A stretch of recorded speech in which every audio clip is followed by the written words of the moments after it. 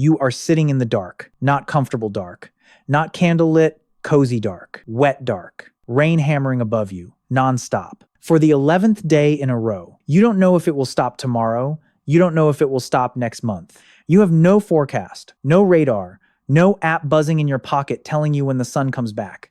You just have gray sky every single day. Your fire is dying. Your shelter is leaking. Your food is rotting where you hung it to dry, and it will not stop raining. Every drop of rain hitting the hillside above gets pulled straight down, straight into that safe shelter you imagined.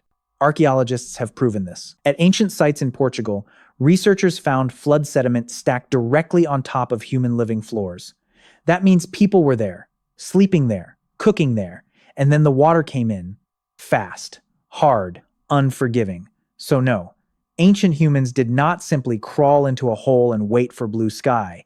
They engineered survival, in real time, with nothing but sticks, leaves, and desperation. By the end of this, you're going to understand exactly how humans outlasted months of endless rain, long before roofs, long before roads, long before anyone on Earth had ever heard the word monsoon. Let's go back, way back. To understand this, you need to understand one word first: monsoon.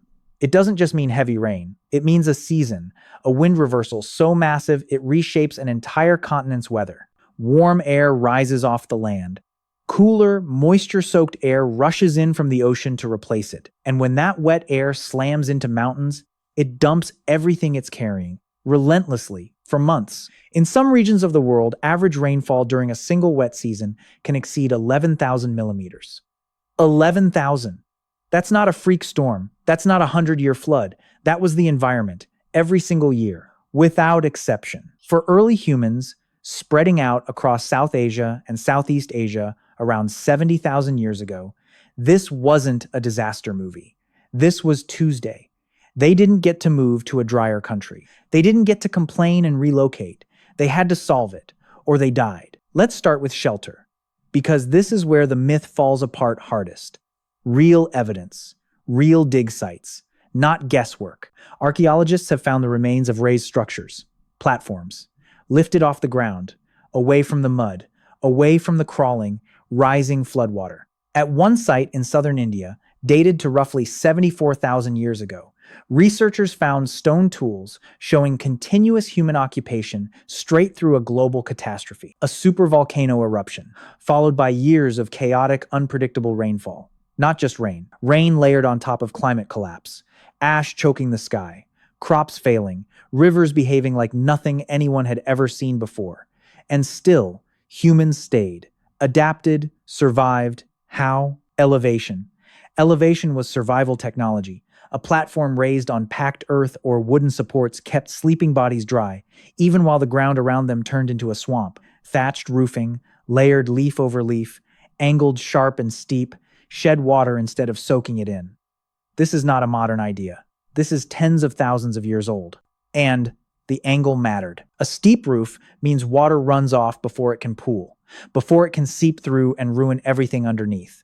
Too flat, and the whole shelter becomes a sponge. Early humans learned this the hard way. Through collapsed roofs, through soaked bedding, through cold, miserable, sleepless nights that taught brutal lessons. Now here's where it gets even more intense. Fire. You'd assume fire was impossible during a downpour that lasted for months. No dry wood anywhere. No spark that survives. That sounds logical. It's still wrong. At ancient sites in South Africa, evidence shows hearths kept alive through entire wet seasons. How? Because of pre-dried tinder, bundles of grass and bark, gathered and stored in advance, tucked into dry crevices before the first drop ever fell. This is not improvisation. This is planning. This is a species looking up at the sky, recognizing a pattern building on the horizon, and preparing weeks, maybe months, ahead of time. Because once the rain starts, there is no more dry wood to find. It's gone, soaked through, useless. The only fuel that exists is whatever was stockpiled before the sky turned gray. And fire wasn't comfort. Fire was infrastructure. It dried out sleeping furs. It kept disease-carrying insects away. It cooked meat fast enough to slow the spread of bacteria in thick, wet, suffocating air. Without it, the wet season didn't just make you miserable. It killed you, slowly, through hypothermia. through wounds that never had the chance to dry and heal, through food poisoning from meat that rotted before anyone got the chance to eat it. Here's something that will change how you think about cold forever. Your body loses heat faster when your skin is wet, even in temperatures that wouldn't normally be dangerous at all. It's called wet-cold exposure. People still die from it today. Modern hikers, in temperatures as mild as 10 degrees Celsius, simply because wet clothing pulls heat away from the body far faster than dry air ever could. Now stretch that risk out, not for one unlucky afternoon on a hiking trail, for weeks straight. Every member of a small group of humans exposed to the exact same slow, creeping danger, all depending on a handful of smoky, struggling fires just to stay alive through the night. This is not myth. This is not guesswork. This is what soil layers tell us, what ancient hearths tell us, what tools buried tens of thousands of years deep in the earth tell us. And we have barely scratched the surface of what these people endured. Fire and shelter kept you alive day to day, but shelter and fire mean nothing if you starve. Think about it. Rain for months means the ground never dries. Roots rot in the soil before they can be pulled free. Fruit falls early, bruised and spoiled, days before it would have ever ripened. Hunting becomes a nightmare no one signed up for. Animals scatter. They always do, when the world floods around them. Tracks wash away in minutes. A trail you were following at dawn is gone by noon, erased like it never existed. Rivers swell so violently that fishing spots you relied on for years simply vanish overnight. The calm bend in the river where you caught fish last season is now a raging brown torrent, tearing branches and boulders downstream. So how did they eat? They didn't wait until they were desperate. That's the mistake you'd make. That's the mistake almost anyone would make, without the knowledge passed down to them.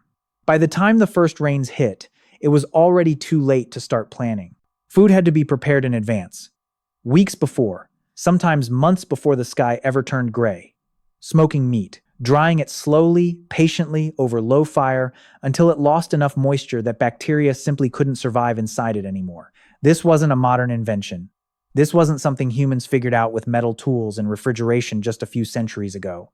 Archaeological residue on ancient stone tools shows repeated, deliberate meat processing, cutting, scraping, slicing flesh into thin strips in ways that only make sense if the goal was long-term preservation, not a single meal eaten that same night. Think about what that actually means. It means someone tens of thousands of years ago looked at a successful hunt, at fresh meat, at food that could be eaten right now while it was warm and easy, and didn't just think about tonight. They thought about a version of themselves. Weeks in the future, cold, wet, hungry, staring at empty hands. And they prepared for that person, that future self who hadn't even suffered yet. That is planning. That is foresight. That is the exact same instinct that makes you check the weather before a trip today. The same instinct that makes you pack an umbrella you might never even use. Except their trip was survival itself, and there was no turning back if they got it wrong. Roots and tubers got the same treatment. Dug up by hand, fingers raw and caked in mud. Cleaned carefully, stored in dry, elevated pits lined with bark or broad leaves to keep groundwater from soaking in and rotting the entire harvest in a single wet week. Because here's the brutal truth about a flood. A truth almost nobody thinks about until they've lived through one. It's not just water falling from the sky, it's water rising from below too.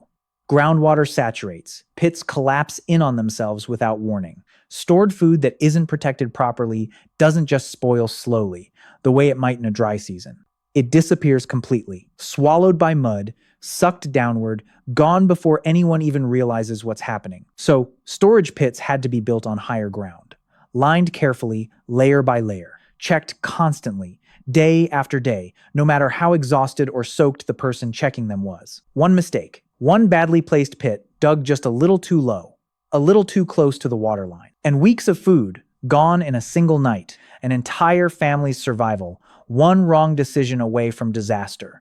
There was no room for laziness in a world like this. No room for shortcuts.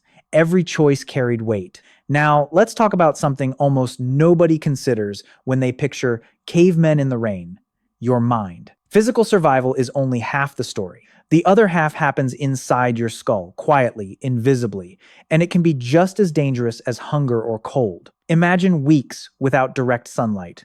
Not days, weeks. Maybe longer. No warm light on your skin, no golden hour, just endless, flat, gray sameness pressing down on you from above, day after day after day. Modern science has a name for what constant gray skies do to the human brain. Reduced sunlight lowers serotonin production. It disrupts your internal clock, the one regulating sleep, mood, and energy. It can trigger deep, lingering depression that creeps in slowly, almost unnoticed, until it's overwhelming. We call it seasonal affective disorder today. We treat it with light therapy, with medication, with awareness campaigns and mental health days. They had none of that. They had gray sky every single day, for months, with no guarantee, no promise, no forecast telling them it would ever end. Now imagine that mental weight sitting on top of physical exhaustion, on top of gnawing hunger, on top of the constant, ever-present threat of hypothermia creeping into wet skin. This wasn't just an environmental crisis. It was a psychological siege, a slow, grinding pressure on the human mind that never let up, not even for a single hour. And yet, they didn't fall apart. Why? Because they weren't doing this alone. This is the part almost every documentary skips entirely. The part that isn't about tools or fire or food, it's about people. Small bands of ancient humans didn't survive the rains through sheer individual toughness, through some lone hero gritting his teeth against the storm. They survived because they stayed close, physically, constantly, bodies pressed together for warmth in the dark. Shared fires meant shared body heat, radiating outward, keeping everyone within reach just barely warm enough. Shared shelter meant shared risk, yes, but also shared labor. Someone gathering tinder while someone else reinforced a sagging roof beam. Someone smoking meat over a low flame while someone else dug drainage trenches around the shelter, redirecting water away from where people slept at night. Every task divided. Every risk spread across many shoulders instead of crushing one exhausted pair. And in the dark, wet, endless nights, something else happened too. Something you might not expect. Anthropologists studying modern hunter-gatherer societies have found something remarkable, something that echoes straight back into deep prehistory. During periods of forced closeness, like heavy rain seasons, storytelling increases dramatically. Not idle chatter to pass the time, not empty small talk, structured stories, myths explaining the world around them, warnings about dangerous places, dangerous animals, dangerous mistakes. Lessons passed carefully from the old to the young, sitting close around a struggling fire. Think about what that means. Trapped, wet, hungry, cut off from the outside world, with no way of knowing when it would end. And instead of collapsing into despair, they built something. Culture, memory, meaning, identity, passed from one generation to the next through nothing but voice and firelight. The rain didn't just test their bodies, it built their minds. Together, every technique you've just heard, the raised shelters, the pre-dried tinder, the smoked meat strips, the elevated storage pits dug on higher ground, none of it was accidental. None of it was luck. None of it happened by chance, on some rare occasion when everything worked out. It was memory, passed down, refined through failure after failure, tested against death, generation after generation, until survival stopped being a gamble and became instinct. A child born into one of these bands didn't need to invent survival from scratch, alone, in a panic. The first time the sky turned dark, they inherited it, absorbed it silently day by day, watched their parents build, store, and prepare long before the first drop ever touched the ground. They learned, without even realizing they were learning, that safety wasn't something you found, it was something you made, in advance, with your own hands. That is the real story hiding underneath this question. It's not really about rain. It's about what happens to a species when the environment refuses to cooperate. When there is no shortcut, when there is no rescue coming, no emergency number to call, no shelter waiting somewhere warm and dry. You either adapt together, generation after generation, passing down every hard-earned lesson, or you vanish, quietly, without a trace, swallowed by the very rain you couldn't outlast. And here's the part that should genuinely unsettle you. You are only here, right now, watching this, because somewhere, tens of thousands of years ago, a small group of exhausted, cold, hungry humans looked up at an endless gray sky that gave them no reason for hope. And they did not give up. They built a roof steep enough to survive it. They stored fire like treasure, guarding it more carefully than any possession they owned. They smoked meat for a future they couldn't see yet, but trusted somehow would come. They held each other through the wet, the cold, and the dark. Not because it was easy, because it was the only way through. And they waited. Not passively, not helplessly, staring at the sky and praying for mercy. They waited the way a species built to endure always waits. Prepared, together, unbroken. The rain always stopped eventually. The sun always came back, breaking through the clouds after what must have felt like an eternity. And when it did, they were still there. Every umbrella you grab before walking out the door is an echo of theirs. The rain didn't defeat them. It made them stronger, and it made you possible.